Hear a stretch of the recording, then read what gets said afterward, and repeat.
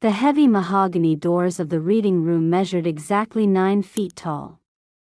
I noted their structural dimensions while my Uncle Richard wiped a completely fabricated tear from his eye. He stood at the head of the antique table and formally declared my tragic passing. He held a falsified death certificate stamped with a fraudulent international seal. The estate attorney adjusted his wire glasses and prepared to transfer exactly $6,412,000 to Richard. My name is Victor. I am 35 years old. I live in the dense tech corridor of Seattle. I work as a lead forensic data architect for a global maritime insurance firm. My daily job involves parsing massive international casualty databases to expose corporate insurance fraud. I track the digital residue of fabricated maritime disasters across international borders. I do not experience emotional shock when relatives attempt to steal my inheritance. I simply analyze their operational methodology. Before we examine the probate ledger. Where are you listening to this broadcast right now? What is the exact time in your current location? Tell me in the comments below. Richard wore a bespoke wool suit that cost roughly $4,200. He purchased it specifically for this performative morning event. He told the gathered family members that my supposed death in a remote hiking accident was a profound tragedy. He claimed I was a reckless wanderer who lacked basic situational awareness. He was actively destroying my reputation to justify his rapid seizure of the family trust. My cousin Elena nodded in solemn agreement while discreetly checking the screen of her luxury smartwatch. I remained standing completely unnoticed in the darkened hallway just outside the reading room. I did not storm into the room screaming about their horrific betrayal. I kept my breathing regulated at precisely 10 respirations per minute. I observed the estate attorney initiate the final digital transfer of the liquid assets. I calmly pulled my encrypted mobile terminal from my heavy coat pocket. I was currently holding the master cryptographic keys to the entire estate routing matrix. I watched Richard reach out his hand to sign the final disbursement ledger. He had absolutely no idea the supposedly dead man he was actively robbing was standing exactly 15 feet away. He assumed my physical absence meant total systemic compliance. His fraudulent reality was about to violently and permanently shatter apart. The structural decay of our family trust began exactly 7 years ago. My grandfather founded a highly lucrative regional maritime logistics firm in the Pacific Northwest.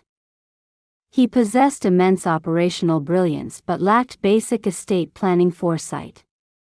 He suffered a massive bilateral stroke last November. The medical prognosis was terminal. He legally amended his primary revocable trust exactly 14 days before his death. He bypassed his entitled son Richard entirely. He designated me as the sole primary beneficiary of his liquid capital. The total disbursement was exactly $6,412,000. He made this deliberate mathematical choice because I was the only family member with actual financial literacy. Richard and Elena viewed the maritime company as an infinite personal ATM. Richard previously funneled exactly $240,000 from the corporate payroll to fund his failing restaurant venture. Elena used the company corporate card to finance her luxury vacations in the Mediterranean. They capitalized basic operational expenses to hide their ongoing theft. I spent my 20s quietly repairing the financial damage they inflicted on the company. I audited the fraudulent supply chain invoices Richard approved. I personally recovered over $800,000 in misappropriated corporate funds. My grandfather recognized my unseen labor and rewarded my structural competence. Richard was furious when the revised probate documents were initially read. He immediately threatened to contest the legal validity of the amended trust. He claimed my grandfather was experiencing severe cognitive decline during the final signature phase. Richard realized a standard legal challenge would cost upwards of $200,000 in immediate retainer fees. He possessed exactly zero liquid capital to fund a protracted chancery lawsuit. He needed a highly aggressive and alternative solution to bypass the strict probate laws. He knew my forensic data career frequently required extended offline periods in remote global locations. I recently traveled to the Patagonian wilderness to audit a disputed maritime salvage claim. I was entirely off the digital grid for exactly 32 days. Richard weaponized my temporary network silence to execute his massive financial coup. He assumed the wilderness simply swallowed me whole. He never expected me to survive the audit and return to the primary grid. I monitored his fabricated international filings the moment my satellite uplink reconnected. His fraudulent death certificate was a massive miscalculation. He lacked the basic technical skills to succeed. I was finally home. Uncle Richard fundamentally misunderstood the highly complex mechanical nature of modern probate law. He believed a simple physical document could instantly override a highly complex digital trust network. I built the entire backend infrastructure for the family estate precisely 3 years ago. I utilized a secure decentralized ledger to permanently lock the primary financial routing protocols. I personally paid the recurring monthly server maintenance fee of exactly $84.20.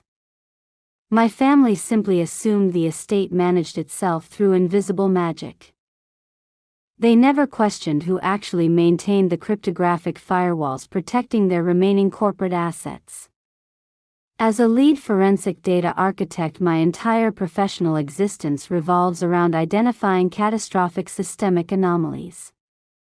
Richard bribed a highly corrupt regional magistrate in South America to officially register my fraudulent death. He quickly wired exactly $15,500 to a shadow account in Buenos Aires to secure the physical paperwork. He clearly did not realize that international death registries are automatically scraped by global insurance algorithms every 24 hours. My proprietary secure terminal flagged the highly anomalous death entry the exact moment it hit the Central Maritime Casualty Database. The fabricated death certificate was structurally flawed from a purely technical perspective. The corrupt magistrate used an entirely outdated standard uniform protocol encoding format. It completely lacked the mandatory 256-bit cryptographic hash required by the International Banking Consortium. Richard arrogantly thought he could simply hand a piece of expensive paper to the local estate attorney and claim his massive financial prize. He was entirely oblivious to the invisible digital tripwires I had explicitly woven into the underlying trust architecture. I held absolute root administrative access to the primary central financial server.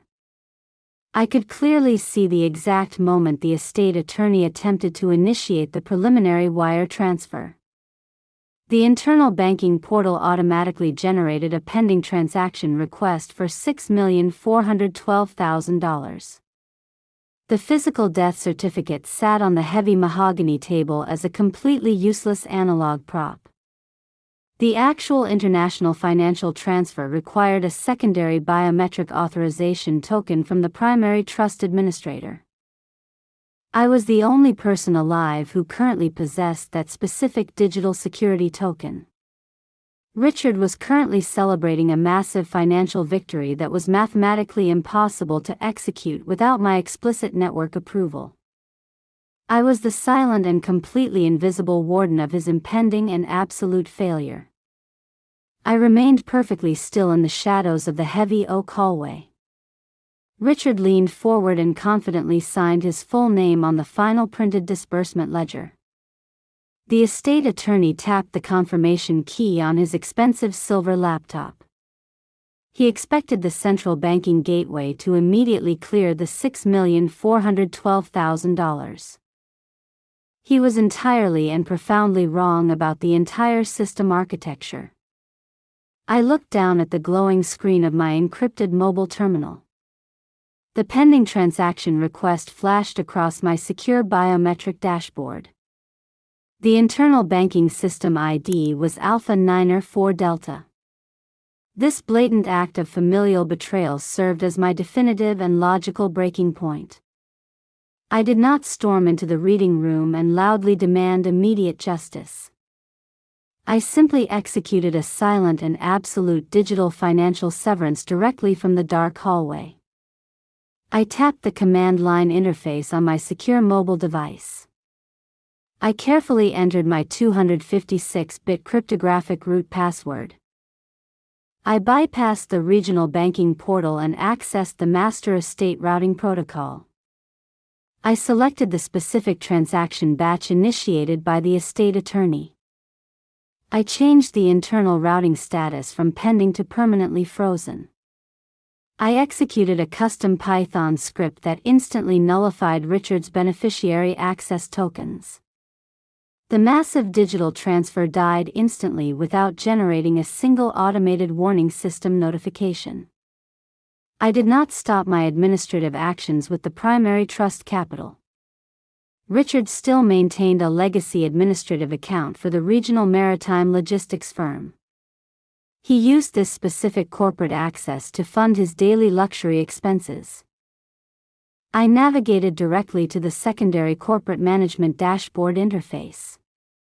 I quickly located his specific user directory profile. I revoked his master access permits with a single deliberate keystroke. His corporate gas cards and executive expense accounts were immediately suspended across the entire international network. Elena relied entirely on a supplementary corporate credit card tied to my primary enterprise account. She used this specific card to quietly finance her upcoming trip to the Mediterranean. The pending international flight charge was exactly $4,850. I accessed the centralized vendor management portal to restrict her financial permissions. I selected her specific Visa card number ending in 3829. I clicked the security button to report the card as administratively terminated. Her entire fraudulent luxury vacation was now permanently locked behind a corporate paywall. I looked up from the screen of my encrypted terminal. The estate attorney was frantically tapping his silver laptop keyboard. He stared at the red critical error message flashing across his display. Richard asked him why the confirmation wire was taking so long. The attorney stammered and claimed the bank's server was experiencing a temporary routing delay. They were completely unaware that the power grid was permanently shut down. I had completely severed their financial lifelines in less than 3 minutes. They were trapped in a dark room with a worthless stack of expensive forged paper. I calmly waited. The estate attorney dialed the centralized commercial banking hotline on his mobile phone. He placed the device on speakerphone in the center of the mahogany table. The automated customer service matrix politely informed him that the master routing number was permanently disabled due to suspected fraud. Richard grabbed the phone and began aggressively shouting at the automated voice recording. He demanded immediate executive assistance and threatened to sue the entire financial institution for gross negligence. I decided the observational phase of my audit was officially complete. I stepped out of the dark hallway and walked directly into the illuminated reading room. I stopped exactly 3 feet from the head of the antique table. My pulse remained perfectly steady at 62 beats per minute. The entire family froze in absolute stunned silence. Richard dropped his expensive fountain pen directly onto the polished wood surface. Elena gasped loudly and dropped her mobile device onto the heavy carpet. The estate attorney slowly took off his wire glasses and stared at my physical form. Richard recovered from his initial shock exactly 12 seconds later. His face turned a deep shade of crimson as his fabricated reality completely collapsed. He did not express joy or relief that his supposedly dead nephew was actually alive. He immediately pivoted to aggressive emotional manipulation to salvage his massive financial heist. He loudly accused me of deliberately faking my own death to psychologically torture the family. He claimed my unannounced absence caused the entire family severe emotional distress. He demanded I immediately log into the banking portal to manually override the fraud freeze. He explicitly ordered me to transfer the $6,412,000. He framed this massive extortion as basic compensation for their immense psychological suffering. Elena quickly joined his highly theatrical performance of fabricated familial trauma. She told me I was completely selfish for prioritizing a corporate audit over my blood relatives.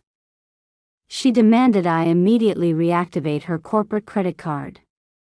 She claimed my actions were ruining her fully booked Mediterranean luxury vacation. They actually believed they could guilt me into willingly funding my own robbery. Richard aggressively stepped toward me and pointed his finger inches from my chest. He threatened to call the local authorities and have me arrested for massive insurance fraud. He claimed my sudden reappearance proved I was intentionally manipulating the international casualty database. His legal threats were entirely devoid of any actual factual merit. He lacked the basic technical vocabulary to understand the digital trap rapidly closing around him. I did not flinch or step backward from his aggressive physical posturing. I calmly looked down at the fraudulent international death certificate resting directly on the mahogany table. I informed Richard that bribery of a foreign judicial official constitutes a severe federal crime. The maximum statutory penalty is exactly 5 years in federal prison per documented physical offense. The reading room fell entirely silent as my cold reality completely countered their emotional hysteria. I was entirely in absolute control. Richard scoffed at my mention of federal crimes. He assumed the fraudulent death certificate was completely untraceable. He clearly did not understand how modern global banking actually functions. I placed my heavy encrypted mobile terminal directly onto the antique mahogany table. I booted my proprietary forensic extraction software. I needed to show him the absolute mathematical certainty of his failure. I initiated a secure remote desktop protocol to access my corporate servers. I ran a highly specific SQL database query. I targeted the exact date Richard wired the $15,500 to Argentina. I bypassed the standard banking interface and accessed the raw Swift messaging network data. I displayed the extracted digital ledger directly on my high-definition terminal screen. I turned the device toward the estate attorney and my stunned family. The screen showed the exact routing numbers moving capital to a shadow account in Buenos Aires. I pointed to the highly specific network protocol timestamps. The cryptographic signatures proved Richard authorized the fraudulent transfer from his primary commercial banking app. He executed the wire transfer while sitting on the secure wireless network inside his own luxury restaurant. The digital footprint was completely unalterable. I did not stop my forensic data extraction at the bribery phase. I needed to establish a clear pattern of sustained criminal conspiracy. I accessed the automated corporate clearinghouse logs for the regional maritime logistics firm. Richard had secretly sold exactly 3 heavy-duty cargo cranes to a shadow buyer in Vancouver. He reported the physical assets as completely unrecoverable to the corporate insurance provider. He collected a fraudulent payout totaling $420,000. I methodically compiled these specific data points into a comprehensive evidentiary dossier. I exported the raw server logs into a clean comma-separated values file. I generated a highly detailed pivot table demonstrating his exact chronological pattern of financial abuse. I attached the original cryptographic certificates to mathematically prove the extracted data was completely unadulterated. The total sum of misappropriated corporate capital equaled precisely $660,000. This staggering amount automatically triggered a mandatory reporting threshold under the Foreign Corrupt Practices Act. I did not need to physically gather paper receipts to destroy his life. I simply weaponized his own digital infrastructure against him. I burned the entire compiled dossier onto a single encrypted physical flash drive. I pulled a pre-printed shipping label from my heavy coat pocket. The intended recipient was the Criminal Enforcement Division of the Federal Bureau of Investigation. I placed the encrypted drive and the shipping label directly next to his forged certificate. Richard stared at the small metal drive with wide, terrified eyes. He finally understood the inescapable gravity of his severe technical ignorance. The heavy steel jaws of my administrative trap were now permanently locked. I checked my watch and noted the exact time of his absolute defeat. It was precisely 10:49 in the morning on a Tuesday. The quiet room felt perfectly silent. I waited. Richard stared at the encrypted flash drive resting on the table. The undeniable reality of federal prison completely shattered his aggressive facade. He immediately abandoned his hostile posturing and deployed a calculated false truce.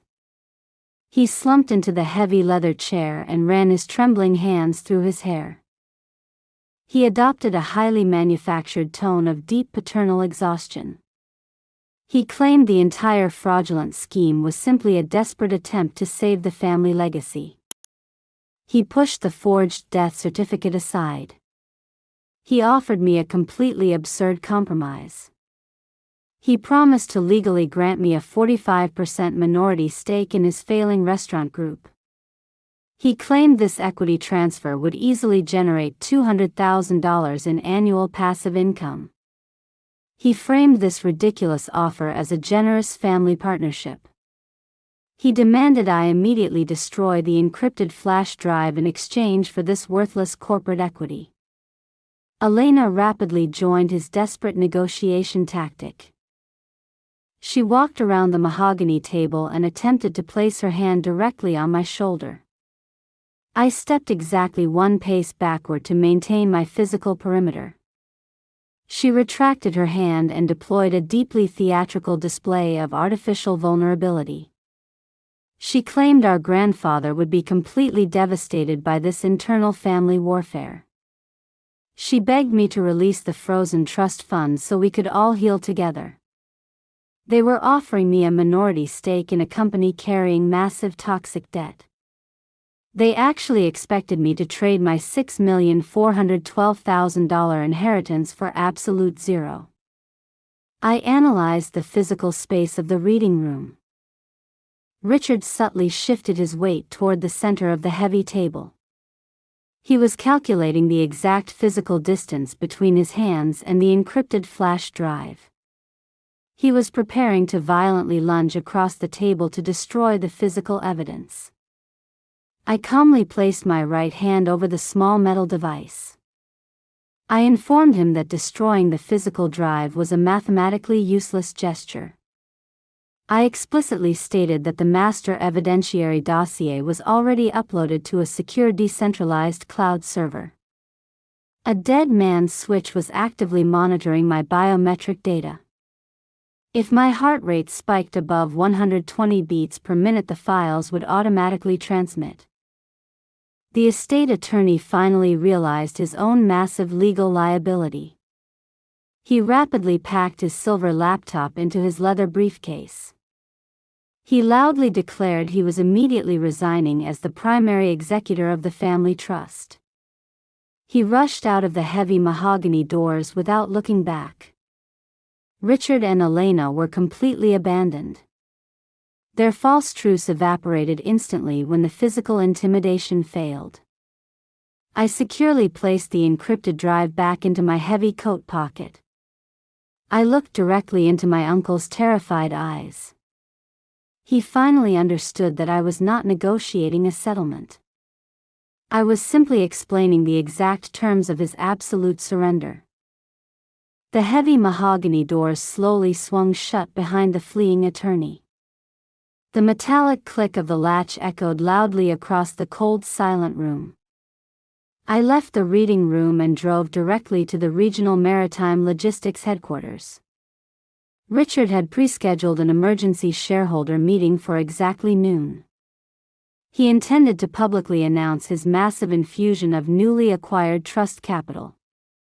I walked into the crowded glass boardroom at precisely 12:14. Richard was standing at the main podium wearing his expensive bespoke suit. He was actively lying to 24 senior corporate investors. He froze completely when I walked down the center aisle.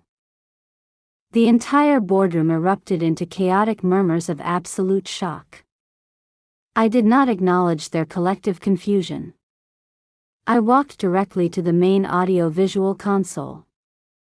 I connected my encrypted mobile terminal to the primary presentation matrix. Before I initiate the final data drop. Have you ever watched a cornered manipulator try to lie to a room full of stakeholders? How fast did their confident facade crumble? Tell me your experience in the comments below. I immediately projected the fraudulent international death certificate onto the massive digital display. I coldly informed the shareholders that Richard spent exactly $15,500 faking my death. I triggered the next evidentiary slide. It displayed the raw SWIFT network logs proving his direct wire transfer to Buenos Aires. Richard frantically grabbed the podium microphone. He screamed that my digital presentation was an elaborate corporate hoax. I ignored his hysterical outburst entirely. I loaded the secondary evidentiary file onto the main projection screen. I showed the stunned shareholders the extracted corporate clearinghouse logs. I systematically detailed how Richard sold 3 heavy-duty cargo cranes to a shadow buyer in Vancouver. I highlighted the exact transfer of $420,000 directly into his personal banking accounts. Elena stood up in the back row and attempted to quietly sprint toward the exit.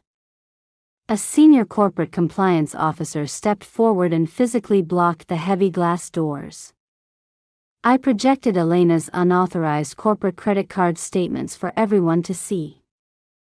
The massive screen displayed her pending Mediterranean luxury vacation costing exactly $4,850. I clearly explained how they systematically cannibalized the logistics company to fund their entitled personal delusions. The primary board chairman demanded absolute silence from the panicked room. He stared intently at the unalterable cryptographic signatures validating my extracted server logs. He immediately initiated a formal emergency vote of no confidence against Richard. He explicitly authorized the corporate legal team to contact the federal authorities.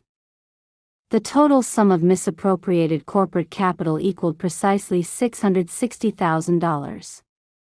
Richard collapsed against the wooden podium in total miserable defeat. He buried his sweating face in his hands. The crushing reality of his absolute public ruin finally settled over him. I cleanly retrieved my secure terminal from the presentation console. I had successfully dismantled his entire fraudulent empire directly in front of his primary financial victims. I watched his breathing turn rapid and shallow. The public execution of his legacy was totally flawless. I calmly walked out the door. The corporate compliance officer delivered my encrypted flash drive to the federal field office exactly 2 hours later.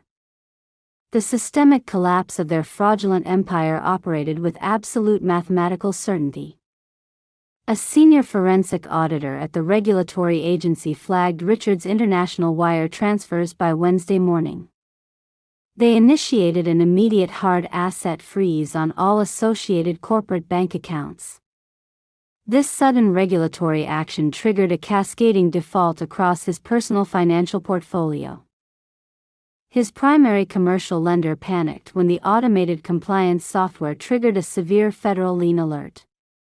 The commercial bank foreclosed on his failing restaurant properties within 72 hours.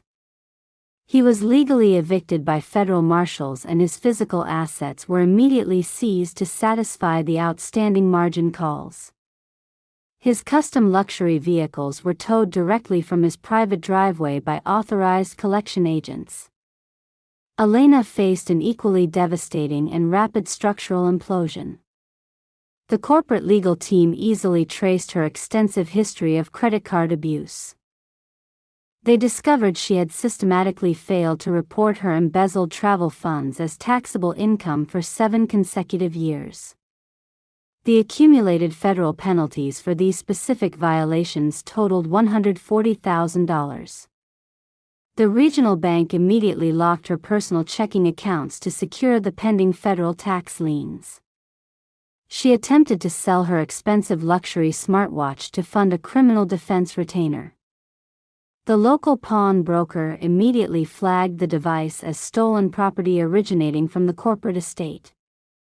She was detained by local authorities in the pawn shop for attempted sale of stolen goods. I watched their frantic public downfall unfold through the automated National Court Registry feeds. The Federal Bureau of Investigation formally indicted Richard on 7 counts of wire fraud. Richard and Elena were permanently blacklisted from holding executive positions in any publicly traded entity. They lost their homes, their freedom, and their stolen wealth in less than 2 weeks. I seamlessly executed the final probate transfer with a newly appointed estate attorney. The liquid capital was transferred directly into my secure primary holding accounts. The final clearing wire equaled exactly $6,412,000. I optimized the failing family system by permanently excising the corrupted human variables. Their profound entitlement was no longer a liability to my operational efficiency. The master corporate registry was completely purged of their specific user profiles. The digital purge was flawlessly executed and my structural isolation was now permanently guaranteed. I sat quietly in my minimalist Seattle apartment. The steady rain hit the reinforced glass with a rhythmic precision. My secure desktop terminal displayed the finalized probate closing documents. The total liquidated value of my grandfather's estate was safely compounding inside my primary investment accounts. Richard and Elena were currently sitting in federal holding cells awaiting their preliminary arraignment hearings. I did not watch the local news coverage of their inevitable criminal indictment. It was an irrelevant data point. I was already parsing a massive new maritime insurance ledger. Family members often believe their biological connection grants them permanent immunity from basic accountability. This is a fundamental misunderstanding of core operational security. True systemic stability is a completely emotionless mechanism designed to correct critical inefficiencies. Richard and Elena assumed betrayal was an abstract concept that could never be quantified into a rigid mathematical deficit. I simply audited their moral bankruptcy and aggressively balanced the final ledger. They learned the brutal reality of their actions. Do you believe that absolute financial ruin is the only true form of modern justice for toxic relatives? Please tell me your final thoughts in the comments below. I closed the primary estate master file. I permanently archived their entire digital dossier on a secure offline server drive. I took a slow sip of my dark black coffee and watched the city lights illuminate the wet skyline. The long years of quiet preparation were finally concluded. The stolen capital was successfully recovered and legally compounded. I felt a profound sense of absolute structural equilibrium. The complex equation of my past was finally solved. The cold silence of my secure apartment was deeply beautiful. I finally possessed the total freedom to exist without their endless parasitic demands.